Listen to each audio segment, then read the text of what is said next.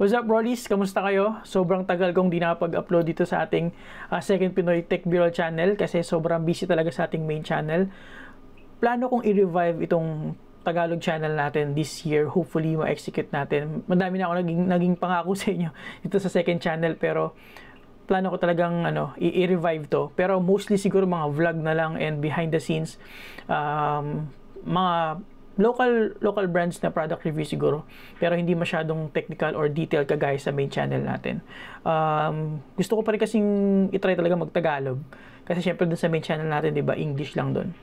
So gusto ko ulit buhayin tong channel natin and makapag-provide pa ng more value sa inyo, no? Tsaka para medyo mas makapagbigay ako sa inyo ng content na medyo relax ako, hindi masyadong seryoso, hindi masyadong nahihirapan magsalita kasi English nga doon, dito Tagalog. Ayoko lang talaga mag-Tagalog doon, guys, kasi gusto ko ma-take advantage talaga yung wider audience, no, international and local, para hindi limited yung opportunities natin, kumbaga. Masaya kasi pag ganun, and para mas professional yung datingan and mas marami nakakapanood. Hirap na hirap nga ako ngayon kasi mag-isa lang talaga akong gumagawa talaga dito, and nung holiday nga sobrang daming naganap. Tapos si Mrs. kung nakasubscribe kayo or nakafollow kayo sa Facebook page, alam niyo naman na inoperahan si Mrs. sa kanyang kidney, and meron ding susunod na operation this week na actually for sa kabilang side naman ng kidney niya, kasi dalawang kidney niya yung may bato. Since si Mrs. kasi is stone former, so share ko lang sa inyo para may idea kayo kung bakit minsan wala akong ma-upload. So stone former kasi si Mrs., meaning since birth talagang gumagawa na ng bato yung mga kidneys niya, and all we can do is operahan siya pag sobrang dami na, tapos pe-prevent na lang or papatagalin na lang para mag-recreate yung mga bato. Years din naman ang pagitan bago siya ulit nagkaroon ng bato. Nag-start to nung college siya, tapos ilang multiple surgeries na rin siya, and then this time hindi ko na siya pinapa-open surgery, parang na lang, yung ibang method na lang na hindi bubuksan yung kidneys niya. So yun, share ko lang sa inyo para may idea kayo. So although ganun nung mangyayari this week, try ko naman na magtrabaho pa rin kahit na ma-hospital si Mrs. para hindi na sobrang dumami yung pending. So plano ko din palang i-rebrand tong Second Pinoy Tech Bureau channel natin. Parang gusto ko siyang palitan na lang ng pangalan ko, Marvin Gabriel. Kung possible pa ako na mapalitan yung username, kasi syempre naka-record na siya or naka-register na siya as Pinoy Tech Bureau. Para lang gusto ko maging personal lang ba, Marvin Gabriel na lang i-name ko. So sana supportahan niyo pa rin ako, no? And dito na lang din siguro ako sasagot sa mga questions niyo. Pag di ko mga nasagot yung questions niyo sa messages, comments, baka kolektahin ko na lang, tapos dito na lang ako magsagot. Dito ko na lang i-upload sa second channel natin para mas madali. Kasi ang hirap din magbasa talaga ng comments, pasensya na kasi ang dami talaga. Tapos, pag may mga magpapadala din ng mga products na hindi ko masyadong trip sa main channel, dito ko na lang gagawin para at least Tagalog, especially kung local brands, para mas Tagalog siya, mas madali kong ma-explain. Or, hindi naman sa hindi ko trip, pero hindi siya pasok sa niche nung main channel natin. Regarding pala sa main channel natin, guys, bala ko din palang medyo mag-transition. Baka lumayo na ako ngayon sa mga peripherals kasi medyo nauumay na talaga ako. Ilang taon na rin akong nag-review ng mga keyboards and mouse and all that. So gusto ko mag-focus sa smartphones. Pero kung gagawa ko ng mga content sa smartphones, gusto ko focus sa camera review kasi doon talaga yung passion ko. Tapos tablets, laptops, more on the content creator side. Gusto ko kasing gumawa ng content about me as a content creator. That's why minsan nag-upload na rin ako ng mga reviews or mga content about camera gears kasi nag-enjoy talaga ako dun eh. Gusto kong i-share sa inyo yung mga bagay-bagay na yun. Pero ayoko naman bigla mag-transition to that. So ayun, so laptop, smartphone, tablets, camera gears, behind the scenes ng aking pagiging creator. Pero paminsan-minsan din naman, magagawa pa rin naman tayo ng mga peripherals, pero gusto ko lumayo muna doon kasi nababurn out na ako doon. So, mag-explore lang muna tayo ng ibang mga niche. Dito sa Pinoy Tech Bureau channel o sa second Tagalog channel natin, open ito. Kung ano lang yung mga gusto kong magawin dito na mga vlog behind the scenes para mas lalo nyo pa ako makilala. Kasi hindi na ako nakakapag-live, diba? Kasi ina-anxiety kasi ako pag nagla-live ako eh. So, natigil din yun. Especially nung nagkaroon ako ng diabetes, parang lumala yung anxiety ko sa pagka nagla-live ako or pag umatin ako ng mga event. So, pero gusto ko pa rin i-try pagka nagkaroon ako ng lakas ng loob para makausap ko pa rin kayo. Pero ang nakikita ko kasing better way na makapag-communicate ako sa inyo or makapag-engage ako sa inyo is dito sa ating second Pinoy Tech Biro channel. Kasi nga Tagalog siya, hindi masyadong pressure sa main channel natin, and mas relax siyang gawa ng content. Okay? So, yun lang yung quick updates. I think parang more than 3 months or 5 months or 6 months na ata hindi nakapag-upload dito. So, I really apologize for that. Pero at least, makikita nyo naman na may intention ako to continue uploading on this channel. So, para bigyan ko lang kayo ng additional content, bigyan ko kayo ng studio tour. So, for our second channel, ang plano kong gamitin na primary camera is the DJI Osmo Pocket 3 para mas madaling gamitin. Kasi sobrang daling gamitin ito eh. May face tracking pa nga kung makikita nyo ganyan. So, let me know in the comments below if you're interested sa full review or at least a features video for the DJI Osmo Pocket 3. So, yeah, let's go ahead and do a quick studio tour. There you go. So, right here, ito yung aking setup. I don't think I've done a dedicated setup tour video for this yet. Parang di pa ako nakakagawa ng video for this. Ang last ko yata na setup tour, yung ultra-wide monitor ko pa. Hindi pa ako nakakagawa ng setup tour dito. Pagpasensyahan nyo na, pero plano ko pa rin naman gawan ng studio tour to bago ko to baguhin. So, let's go ahead and let's look around. So, dito pa rin yung ilaw ko. Ayan. Pero hindi ko na siya masyadong ginagamit kasi dito na ako nagre-record ng aking mga on-cam, overhead, and lahat-lahat, andito na lahat. Hindi ko muna ito gagawa ng video kasi medyo magulo pa. Pero yeah, if you're interested nga sa sinasabi ko sa inyong creator life na subject or creator life na topic with behind the scenes, gagawin ko ng video ito para sa inyo. So going back here, ito muna tayo mag-start. So ang primary na ginagamit ko for my work or video editing and all is the MacBook Pro 14 M1 Pro yung kanyang processor.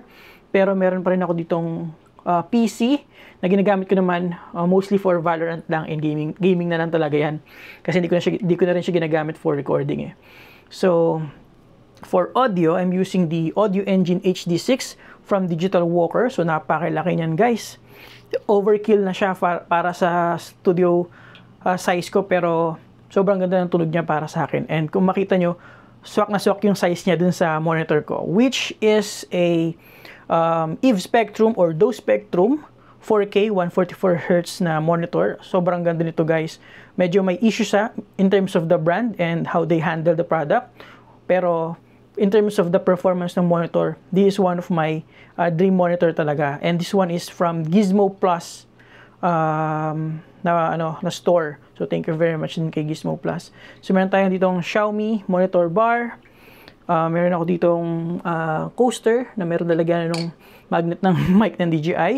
By the way, ang ginagamit ko palang mic is DJI mic 2, pero naka-lavalier ako. Ang lavalier ko, I think yung purple panda ba yun, na ginagamit ng mga moto vlogger. Tapos yung mic ko, yung mic naka-clip lang sa shirt ko na ganyan. Yan, so yun yung setup ko ngayon. So going back, dito, meron tayong remote nung speaker, nung Audio Engine HD6. Meron akong memory card for my main camera. I have the CalDigit TS4 hub or docking station para sa aking MacBook. And then, I have the charging para sa Ultrahuman Ring Air na sleep tracker. Review din soon. Hindi ko pa nagagawa yung review kasi nagka-problema actually ito. Medyo defective siya and naantay ko pa yung replacement. So, yung knob ng Xiaomi monitor, and then ito yung VBot. VBot na, siya, parang clock, tapos docking station din siya.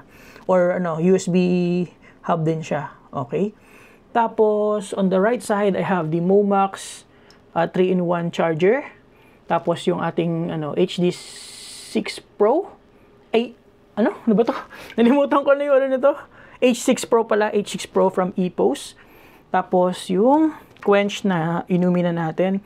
And I also have my paludarium here na naghihingalo na yung mga halaman. Pero I still have 2 guppies and 2 tetra fishes and 2 apple snail. So, kahit pa paano may living things pa rin naman dyan. So, meron din tayo ditong retro or old school iPod Touch. Yun yung unang-unang Apple product ko. So, yun yung pina-frame ko dito. And then, for my desk mat, syempre, ang favorite nating desk mat is of course from Alpha Unlimited Leather. Favorite ko to. Ito, ginagamit ko lang, to be honest with you, pag nag-shoot ako. Pero pagka ginagamit ko, nagtatrabaho ako, ito ang gamit ko. Yung felt naman nila, which is also from Alpha Unlimited. So, yun ang ginagamit ko pang dailies. Meron tayo ditong Nothing Phone 2a na nire-review ko din. Pero ito pang shoot siya kasi ayokong masira yung leather desk mat eh. Perfect nga siya dito sa sa case ng aking iPhone 15 Pro Max. Ayan.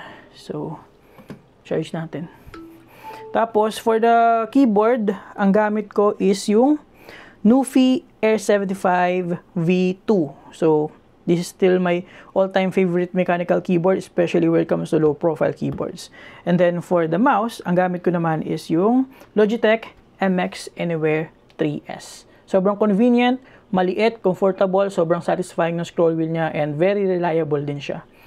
So, yeah, I think that's about it for my setup. Hindi ko naman masyadong i-elaborate pa sa inyo yung iba kasi yung dito sa right side, medyo magulo yan eh. Saka ako na ipapakita sa inyo sa full tour. Meron pala tayong S8, I think, subwoofer from din yan, Audio Engine, and from Digital Walker din. So, gaya nga ng sabi ko sa inyo, gusto kong gumawa ulit ng mga gantong video, no? Mga simple, straightforward, relaxing na vlog lang.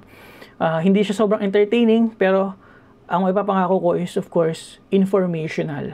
Yun lang yung gusto ko. Para magkaroon ako ng connection sa inyo kasi nga hindi na tayo nakakapag-live.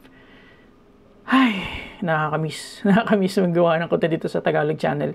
Hindi lang talaga makakagawa kasi sobrang dami ko pang pending, and syempre, nagpa-follow up na rin yung mga brands. Sabi ko nga parang gusto ko na makawala doon sa tinatawag natin na X-Deal Jail. Parang sobrang dami ko kasing tinatanggap na mga X-Deal products para ma-review. Natambakan talaga ako ng gusto. Nag-start pa to noong 2021 to 22. Nag-carry over siya siyempre hanggang sa, alam mo yun, kasi siyempre, mahirap tumanggi eh. Ako kasi personally, mahihain ako na mag-say no sa mga brands. Hindi naman sa gusto ko talaga lahat ng products, pero minsan kasi nahihiya ako mag-no. Kasi nangihinayang din ako, pero at the same time, nahihiya ako mag-turn down ng mga tao. So kahit na medyo nahihirapan tayo, tinatanggap rin natin for the sake of, para at least supportahan din natin yung mga ibang brands na gusto tayo makakolab. So, ayun. Pero, this year, ang plano ko is ubusin ko muna yung mga pending ko so that I can really do the contents that I really want or implement ko yung mga changes na gusto kong gawin sa channel. I feel like nasabi ko na to noon, pero this time around, talagang mag-stick na ako sa goal na yun. Actually, wala na akong tinatanggap ngayon ng mga bagong products. Talagang gusto ko muna ubusin lahat ng mga utang ko sa mga brands. Kasi dati, nung walang-wala ako, hindi ko talaga mabili yung mga gusto kong i-review. So, pag may mga nagpapa-review sa akin, tinatake ko talaga sila so that meron akong magawang content. Pero for now, tingin ko, kailangan ko na nga talaga din na tumayo sa sarili kong paa and, gumawa ng content na talagang 100% all in. So, yun lang guys. Hopefully, nabigyan ko kayo ng enough update, especially with behind the scenes as well, kung ano man yung mga ginagamit ko ngayon sa studio tour. So, yun lang muna, and see you on the next video.